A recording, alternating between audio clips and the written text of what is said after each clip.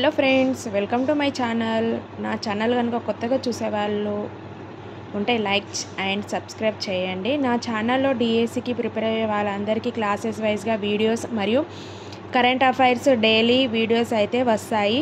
నా వీడియో కనుక మీకు నచ్చితే లైక్ చేయండి.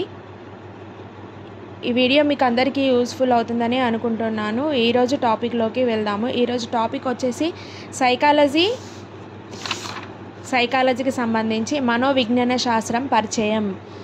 మనోవిజ్ఞాన శాస్త్రాన్ని ఆంగ్లంలో సైకాలజీ అని వ్యవహరిస్తారు. సైకాలజీ అను ఆంగ్ల పదం చరిత్రలో క్రీస్తు పూర్వం 400 సంవత్సరాల ముందు నుండి వాడుకలో ఉన్నట్లు చరిత్ర ఆధారాలు ఉన్నాయి.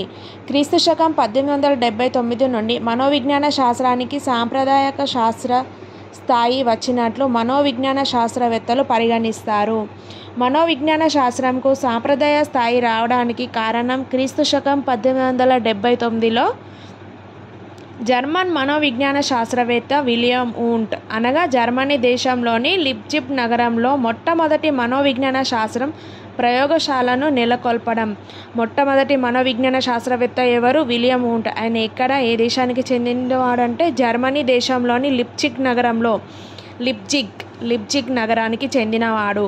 క్రీస్తు శకం 1879కు ముందు మనోవిజ్ఞాన తత్వశాస్త్రంలో ఒక శాఖగా ఉండేది. మనోవిజ్ఞాన శాస్త్రంకు తత్వశాస్త్రంలో శాఖ హోదా కల్పించిన వారు ఎవరు? అరిస్టాటిల్. తత్వశాస్త్రంలో అరిస్టాటిల్. మనోవిజ్ఞాన శాస్త్రవేత్త ఎవరు? First William Wundt.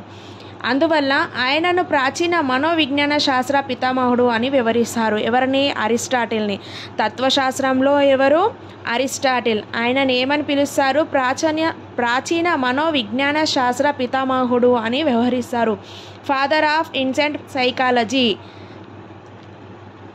ఆధునిక కాలంలో మనోవిజ్ఞాన శాస్త్రం శాఖోపశాఖలుగా విస్తరించడానికి అమెరికా మనోవిజ్ఞాన శాస్త్ర విలియం జేమ్స్ కారణం. శాఖోపశాఖలుగా విస్తరించడానికి కారణం ఎవరు? William James. అందువల్ల ఆయనను ఆధునిక మనోవిజ్ఞాన శాస్త్ర పితామహుడు అని వ్యవహరిస్తారు. ఆధునిక మనోవిజ్ఞాన శాస్త్ర పితామహుడు ఎవరు? William James. ఫస్ట్ మనోవిజ్ఞాన శాస్త్రవేత్త ఎవరు? William Wundt. తత్వశాస్త్రంలో ప్రాచీన మనోవిజ్ఞాన శాస్త్ర పితామహుడు అరిస్టాటిల్. ఆధునిక మనోవిజ్ఞాన శాస్త్ర పితామహుడు విలియం జేమ్స్. సైకాలజీ అనే పదం ఎట్లా వచ్చింది చూద్దాము. సైకాలజీ అను పదం ఆంగ్ల పదం సైక్, లోగోస్ అనే 2 గ్రీకు పదాల కలయికతో ఏర్పడింది. గ్రీకు భాషలో సైక్ అంటే ఏంది? ఆత్మ, మనస్సు. లోగోస్ అని అంటే ఏంది? అధ్యయనం, శాస్త్రం. అలాగే నెక్స్ట్ చూద్దాము. గ్రీకు తాత్వికులలో అగ్రగణ్యుడు అయిన సోక్రటీస్ మనోవిజ్ఞాన శాస్త్రాన్ని అధ్యయనం చేసే శాస్త్రంగా పేర్కొన్నారు. గ్రీకు తాత్వికులలో ఎవరు? సోక్రటీస్. ఈయన ఏం చేశారంటే ఆత్మను అధ్యయనం చేసే శాస్త్రంగా పేర్కొన్నారు. ఆత్మ అనేది అమూర్త భావన కనుక సోక్రటీస్ అభిప్రాయం తిరస్కరించబడింది. నెక్స్ట్ ప్లేటో అరిస్టాటిల్ మనోవిజ్ఞాన శాస్త్రాన్ని మనస్సును అధ్యయనం చేసే శాస్త్రంగా పేర్కొన్నారు. ప్లేటో అరిస్టాటిల్ ఏం పేర్కొన్నారు? మనస్సును అధ్యయనం చేసే శాస్త్రంగా పేర్కొన్నారు. మనసు అనేది ఆత్మ వలె అమూర్త భావన కనుక వీరి అభిప్రాయము తిరస్కరించబడింది. మనసు అనేది ఆత్మ వలె అమూర్త భావన కనుక వీరి అభిప్రాయాన్ని ఏం చేశారు? తిరస్కరించబడింది. క్రీస్తు శకం 1890లో విలియం జేమ్స్, క్రీస్తు శకం 1894లో విలియం వూంటులు మనోవిజ్ఞాన శాస్త్రాన్ని చేతనత్వ మనస్సును అధ్యయనం చేసే శాస్త్రంగా పేర్కొన్నారు. ఎవరెవరు? William James, William Wundt. వీరు ఏం చేశారు? చేతనత్వ మనస్సును అధ్యయనం చేసే శాస్త్రంగా పేర్కొన్నారు.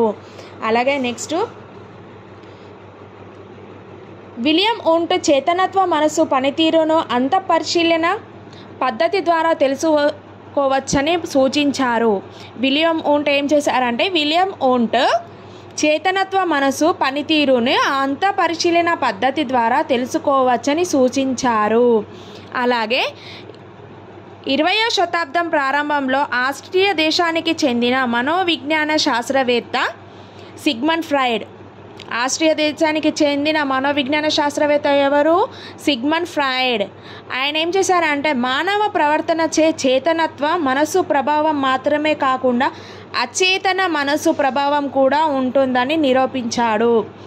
ఏం చేశారంటే మనోవిజ్ఞాన శాస్త్రవేత్త సిగ్మండ్ ఫ్రాయిడ్ ఆయన మానవ ప్రవర్తననే కాకుండా అచేతన మనసు ప్రభావం కూడా ఉంటుందని ప్రయోగాత్మకంగా నిరూపించారు. నెక్స్ట్, ఈయన ప్రయోగం వలన అంతిపరిశీలన పద్ధతిలోని లోపం వలన చేతనత్వ మనసును అధ్యయనం చేసే శాస్త్రం మనోవిజ్ఞాన శాస్త్రం అనే భావన తిరస్కరించబడింది. ఈయన చేసిన ప్రయోగం వలన అంతఃపరిశీలన పద్ధతిలోని లోపం, చేతనత్వ మనసును అధ్యయనం చేసే శాస్త్రము మనోవిజ్ఞాన శాస్త్రం అనే భావనను తిరస్కరించబడింది. నెక్స్ట్, 20వ శతాబ్దంలో అమెరికా దేశానికి చెందిన జేబీ వాట్సన్, ఈయన ఇంగ్లాండ్ దేశానికి చెందిన మెక్డోగల్ మనోవిజ్ఞాన శాస్త్ర జీవుల ప్రవర్తనపై అధ్యయనం చేస్తుందని పేర్కొన్నారు. ఎవరు? ఇంగ్లాండ్ దేశానికి చెందిన మెక్డోగల్ ఇంకా జేబీ వాట్సన్, వీరిద్దరు ఏం చేశారు? జీవుల ప్రవర్తనను అధ్యయనం చేస్తుందని పేర్కొన్నారు. నెక్స్ట్, జేబీ వాట్సన్ మనోవిజ్ఞాన శాస్త్రంను ప్రవర్తన శాస్త్రంగా వ్యవహరించవచ్చని వ్యవహరించారు. ఏం చేశారు? జేబీ వాట్సన్ మనోవిజ్ఞాన శాస్త్రంను ప్రవర్తన శాస్త్రంగా వ్యవహరించవచ్చు అని వ్యవహరించారు.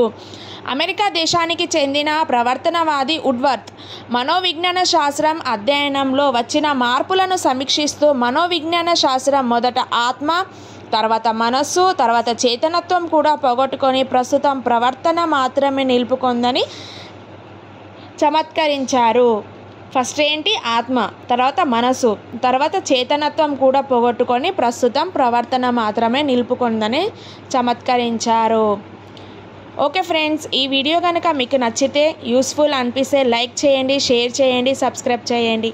నా వీడియోస్ మీకు తొందరగా రావాలి అనుకుంటే లైక్ చేయండి, షేర్ చేయండి, సబ్స్క్రైబ్ చేయండి. Thank you friends.